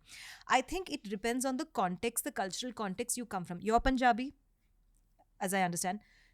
Punjabi masculinity and Punjabi femininity has a very different manifestation from a Bengali masculinity, Bengali femininity. Has a very different from Kannadiga. Kannadiga culture, women are more dominant. So when I used to live in Delhi, I used to stick out like a sore thumb, because I'm more like assertive about my opinions. I speak loud, like a loud voice, and I like interaction with people. People were like, what is this? Like, and a lot of my Punjabi friends were just like, oh, you know. But in Karnataka, this is like, oh, great, she's the head of the house, love her, like, let her just do, like, no problems. This has not been a problem for me growing up in my cultural heritage. So the mamta factor is also very culturally kind of like deep. You have to understand what that person's background history is. Mamta is not necessarily something that let's say, Kannadiga women, yes, we nurture men, but it's not necessarily seen as the main thing. We associate to hard work, getting shit done. Okay, so you'll see like typical Bangalore boys being much more softer, much more True. nurturing, actually. So this is a Kannadiga thing. So that's what I mean. Okay, that's the problem with colonial thinking, man. Like it's all written from other perspectives, so we think it's true for us. Actually, our culture is so rich and diverse, and nobody's written on it. These things that unless you have experience, you're not gonna know. So coming to rape now, erection is one part of the process, just like if vaginal wetness or lubrication is not a sign of arousal, it's a sign of maybe discharge, it's a sign of maybe a little arousal but not consent, maybe she's enjoying it but she hasn't said yes, please enter me, please touch me this way. This is why this topic is so difficult to talk about, and most people don't want to get into it because it's like a thorny path with 150 rocks the moment you step. Everything is difficult to explain. Okay, so with male rape, erection is one part of the process. Now, if there is a woman who is the assaulter, let's take an example that I am currently working with, somebody I've written about in the book that I've changed names. It's an older woman, house help, and then another example, an auntie, who's going towards a younger 17-year-old boy. Okay. Now, the sexual abuse part is not just in the horniness. The sexual abuse part is the horniness is probably natural for a 17-year-old boy, for a 40-year-old older woman, that she's attractive, maybe there's a mother thing going on. Like, I mean, I find nurturing women sweet, etc., etc. But for her to abuse the dynamic is the rape part, is to go into it and maliciously use his innocence and vulnerability towards her, and then force herself upon his penis, erect or not, force herself upon his penis, and not wait, fourth part of the story, not wait for any signal from him. What, as in? Is he 17 is actually illegal, right? Because it's a child, still a child. So in this example, just forcing myself onto a young horny boy and saying that, yeah, I'm going to use you for my pleasure, like a dildo, like I would use a dildo. So in this example that I'm talking about, this is an older maid who does this to a younger child. And because we live in sexual repression, the maid has normalized it. That woman has normalized it. That he's a young fellow, no? He's probably interested in me. Like this is hot. So the person that I'm working with, that I let's say I used to work with, he's said to me many times that my fetish towards older women comes from there. Like I like much older women because it was like 10 years of this where I thought this was normal, that I was in love with someone, 15 years my senior, when I was a kid, like younger child. It's only later when I started talking to my friends about sex and just understanding other relationships that I saw this much age gap is a little weird. And more than the age gap, she never asked me explicitly, like, do you know what we're doing? Do you know what this is? I was just seen as an automatic pleasure mechanism for her. So he may even have been enjoying it at that point. This is a hard thing to talk about with sexual violence. Yes, Ranveer. Like, do you enjoy the 8th paratha that you're having when you're gluttonous in front of Netflix? Probably. So, but does it mean that, so paratha is at least self-inflicted, but if someone is sitting there and just forcing things on down your throat and it's like sugary substance, or it's a substance you enjoy, and there's a large age gap and they know this is bad for you, they know they are getting more from that equation than you, they know they're changing your mind about this, then it's on the person with more power there, right? Either age or status or whatever. So the thing with the male thing is that men are just not believed as people with the ability to even say no, because it's constantly associated with, if you were erect, that means you were horny, that means you gave the signal. You see how complex it is though? But and can I say one more thing? Please. This is why it's hard to prove in court, and this is also why these topics are very difficult to talk about, because first thing is people are like, where is the evidence? How do we believe? Who do we believe? And these are all very justified questions which require very deep philosophical thought and proper justice systems and a healthy conversation between the law setters and the police people and the general public and all. And of course, we don't live in such a society in the world where this is happening. So what's happening right now is everyone's in their own polarized bubbles, like survivors, perpetrators, police, everybody's doing their own thing. But this relational aspect of what we're doing, right? Like you're saying few things, I'm putting it into my context. I'm saying few things, you're taking in your... This is very healthy. This is not happening. So who's paying the brunt? The traumatized. Getting more traumatized. But what is male trauma as an outcome of being raped by a woman? Like what happens, other, like how you spoke about this particular case where now he's attracted only to like older women? But not just that. He's not just attracted. He's not feeling like... is okay, fine, if he was just attracted and that was his preference. He is feeling like that his rape was not even true, that it didn't even happen to him because he must have been the sex object. So he's looking at himself as an object that is to be served, that has to serve women in his life. So this is a common aspect of rape also, that many men are not able to distinguish between a healthy sexuality and a sexuality for someone else. So this is where codependency comes in, people pleasing comes in, not being able to say no comes in. The woman is thinking it's consensual. He's getting into many experiences of sex, 3 years later realizing with his girlfriend that actually he didn't want it like the whole of 2021. He was getting triggered, or they'll have panic attacks. They'll go into the bathroom and cry.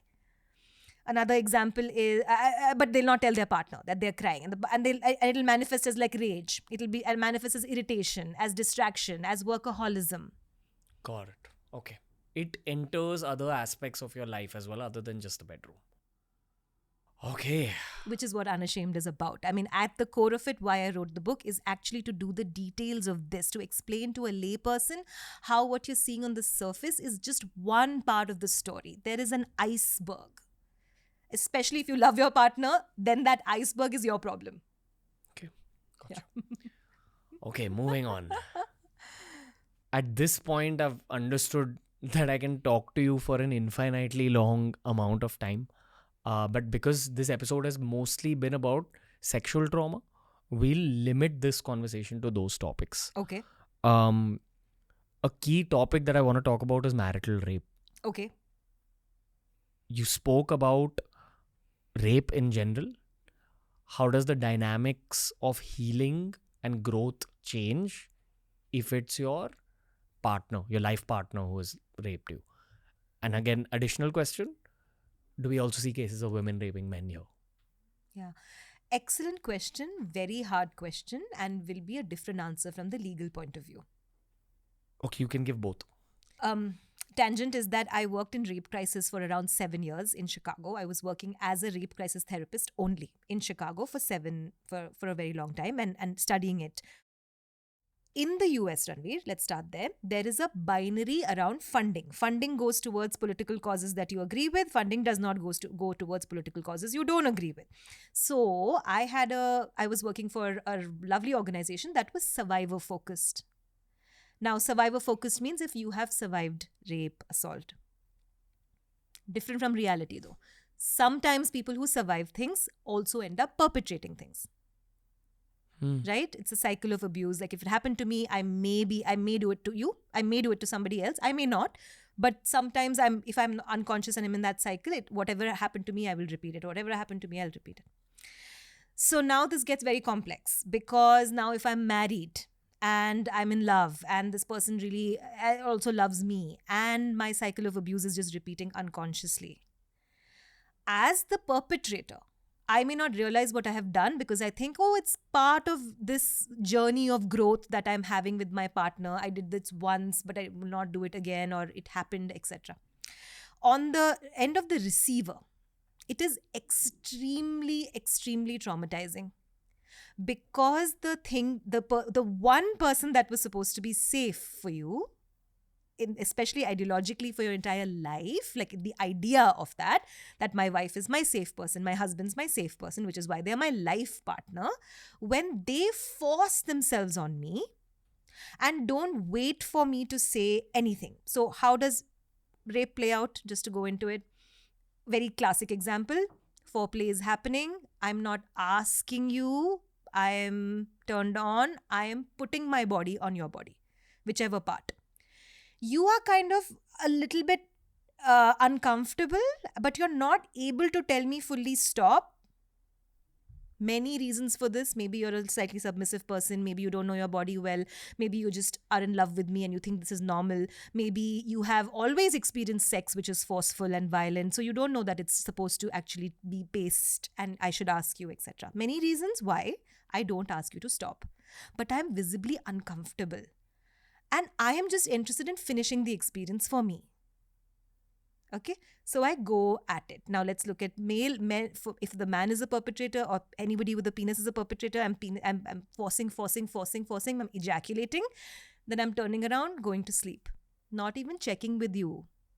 How did you feel? Are you okay? Forget it. No, this was for me, so just shut up, kind of thing. This is a very violent and very textbook example I'm using of a man being the perpetrator, the husband. Now, if it's the woman being the perpetrator and she's the wife, she's using the same position that she uses generally, that two lovers use. Maybe it's the missionary, or maybe it's like sitting on top of him, whatever she likes. She's not waiting for him to say, yes, no, I'm not okay. Maybe he's squirming a little bit under her and he's saying, no, actually, I'm not in the mood for it. And she just goes, you're never in the mood for it. What's wrong with you? Let me just push you a little bit. No, it's okay. You'll enjoy it. Once we do it, you'll enjoy it. Okay, ha ha ha ha, he. And then suddenly it becomes really painful because that she's really forcing herself and she's turned on. She wants to finish her orgasm. He's actually flashbacking into the help who did that, or the driver who came in his mouth, or he's flashbacking. He's actually not able to say that I hate this, or you're drunk. Stop, I don't want to have drunk sex with you.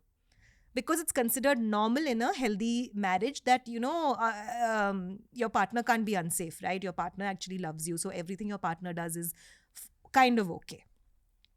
So going back to the legal point of it, this is very hard to prove. These nuances are very hard to prove in court. They are very hard to prove with police cases. They are very hard to prove with advocates, lawyers, because the law is looking for more concrete evidence like scar and consent and how many times. And obviously you don't put a camera in your bedroom, right? Like, so this is the difficulty of reporting. In India, it is more severe because in terms of being unable to report, because this is not even considered a possibility in mainstream Indian culture, that marital rape is even a possibility. I would say that's the legal perspective with a little bit of a psychological perspective. I just want to take it a little further to your question of healing.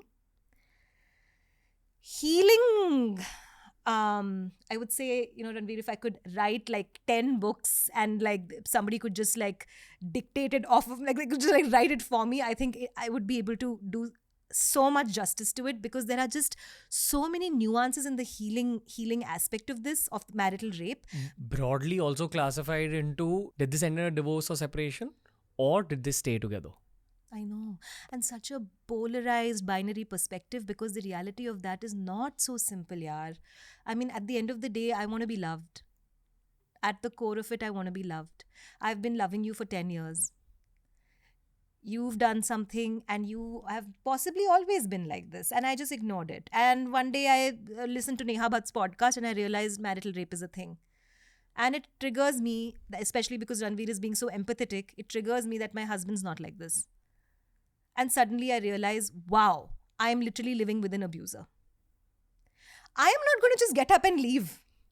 Because at the core of it, I have children, I have a family, I have in-laws, I'm invested in this man is invested in me, and he's an abuser. These are the realities of abusive relationships, interpersonal abusive relationships, which have sexual violence within them.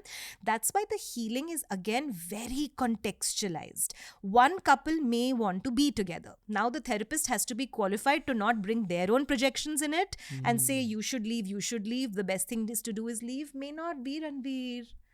I'm not paying their rent. I don't know what it's like. I need to listen to them. Now, but it's the conflict is there. Like, does it mean I just allow this to continue in under my gaze, right? Under my healing gaze? No. The job of the good therapist is to de-escalate and ensure that at least my clients know that this is unacceptable and cannot keep repeating. Now, after that point, do they stay together or do they leave is something that I cannot control. No system can control. Unless there are children.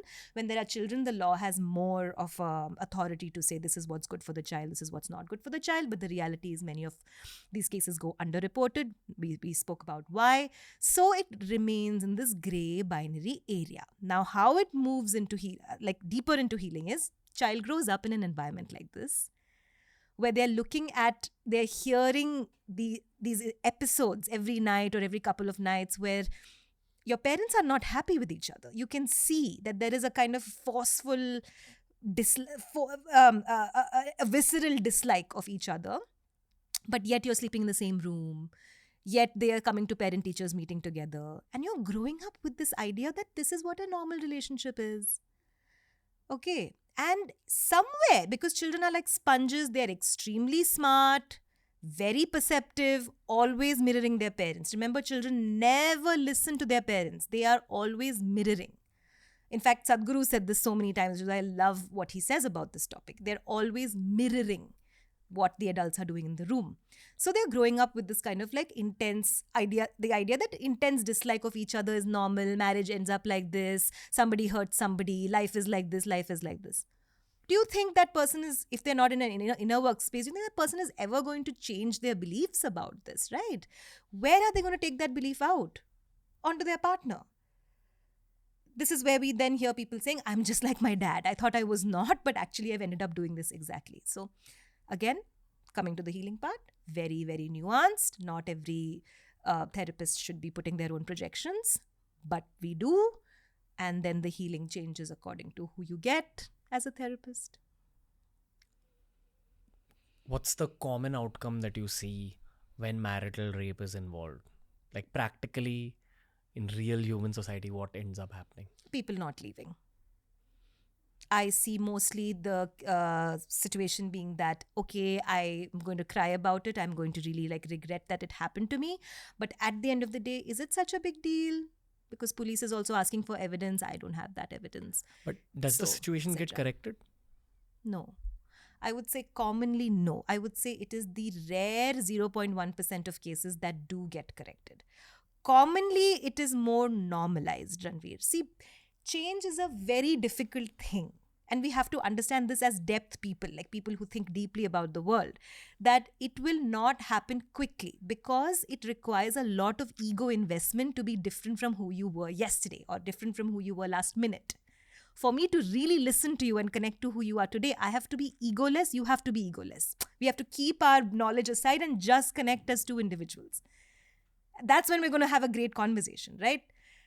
This is difficult. This is not easy. I have to really work on myself to come to this conscious relationship with myself, my triggers, my past, my future. Then my wife has to do the same thing. The reality of life is most people are still very much struggling for basics. So most people end up prioritizing the basics, which is, do we have rent? Are our kids in school? Then I will suffer. Typically what happens is the woman ends up taking a lot of shame. The man goes into avoidance. Could there be a couple watching this podcast together, listening to this and saying, hey, that's our reality, and then switching up and having a conversation at least? I would say so. I mean, that's the 0.1%. So as a therapist, what would your advice to them be?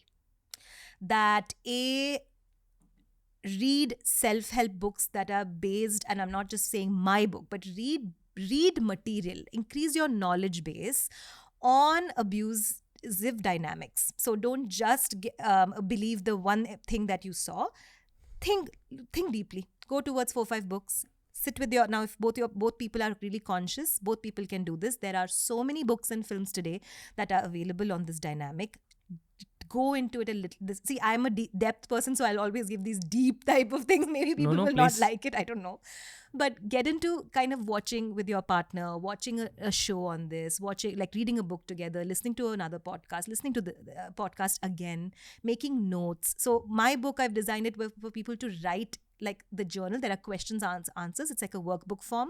So people can actually go into like, what age did this memory come up? Now tell your partner this.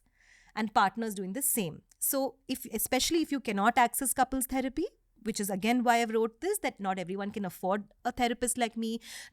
Somebody trained, somebody with experience abroad.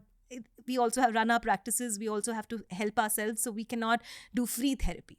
But there is so much need.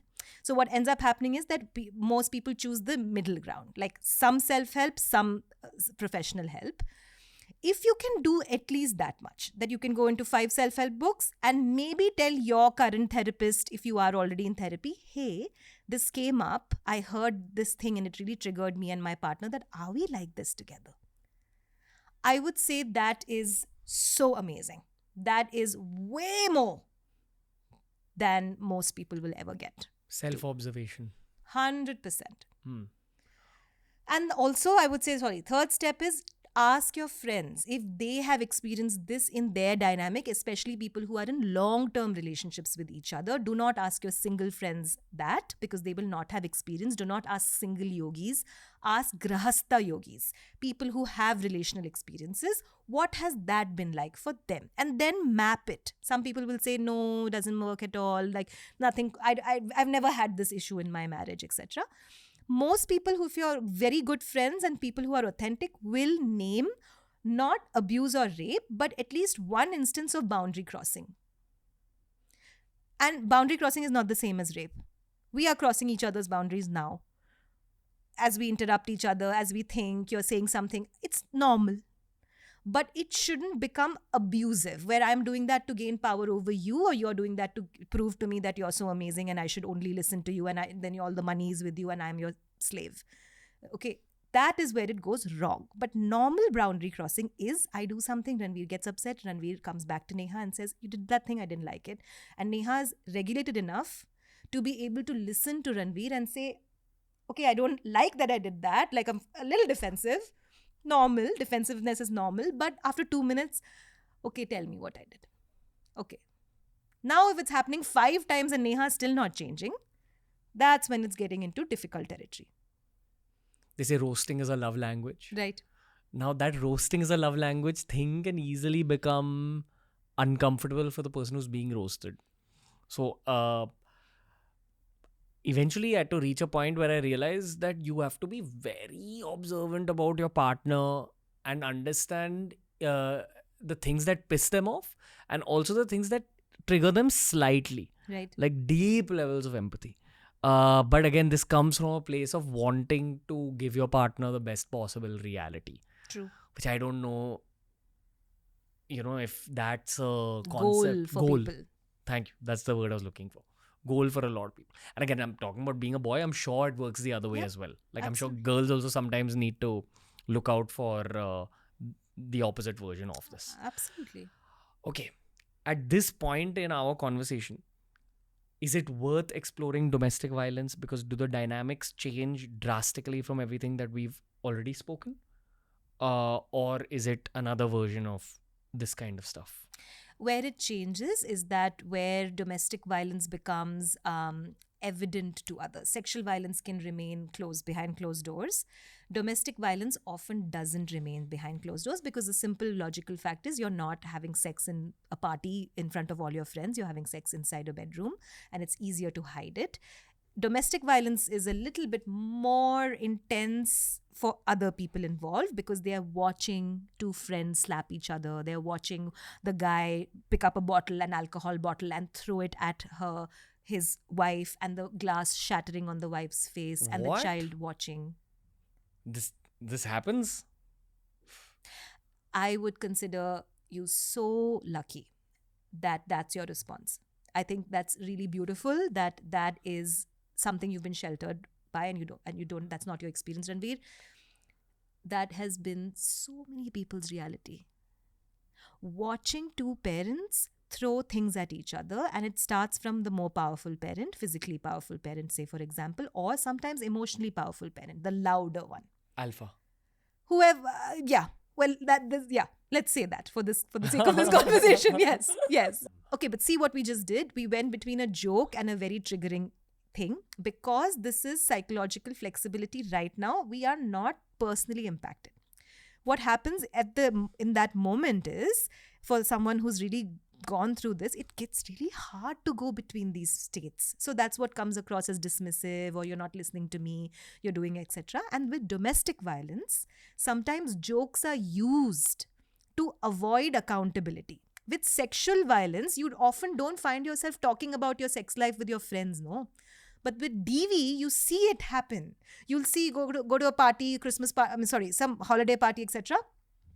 And you'll see the interaction between your couple friends, maybe somebody who's violent towards each other, and you can just feel the visceral sort of, especially if you're empathic, you can feel the visceral response in that room, and everyone's kind of like walking around eggshells, being like, I'm not sure what's going to change, I'm not sure.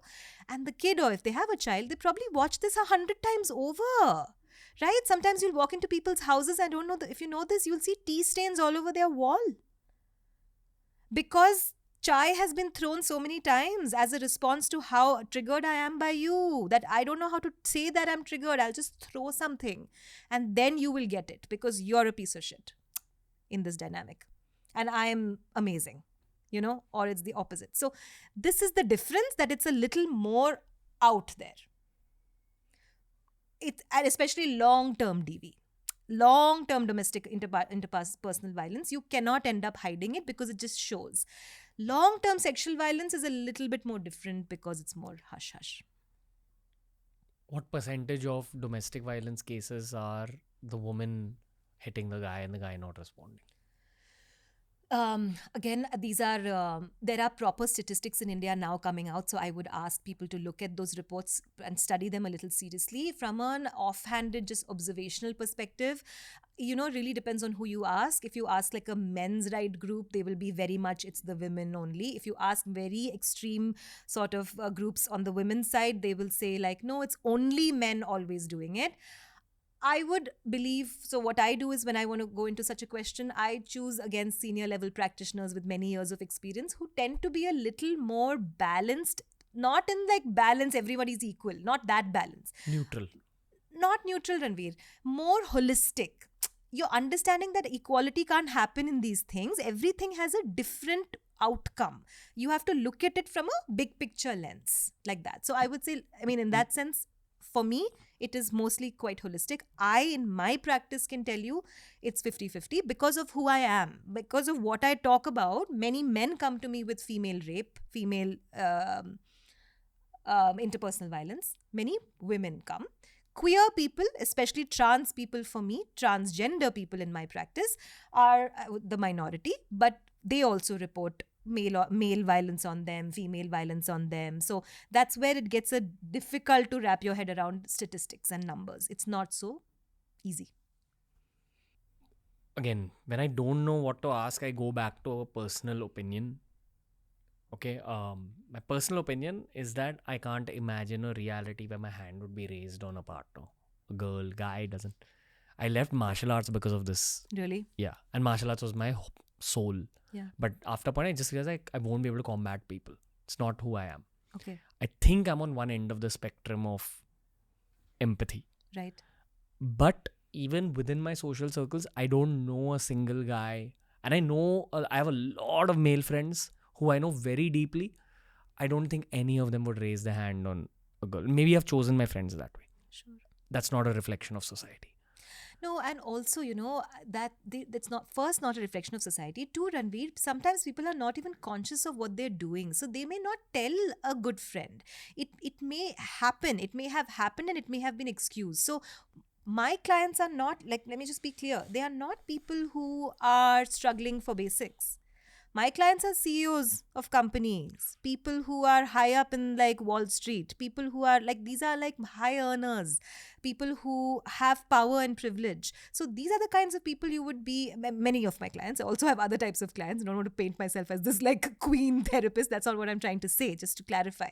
I'm saying that we think domestic abuse and sexual abuse happens in a different type of society to a specific kind of person. That's the image that the mind brings. The reality is that it happens across class, caste, gender, religious divisions, which is why the interpersonal piece is so important to understand. And mostly, nobody will come out and say, I'm an abuser. They will say, yeah, I guess, Ranveer, if you're asking me, yeah, maybe I was mean to that person that day, but they may exclude the violent part. So this is what's hard about this stuff. So that's why therapy works with a good professional. It works because things come out which you just haven't even processed as abusive.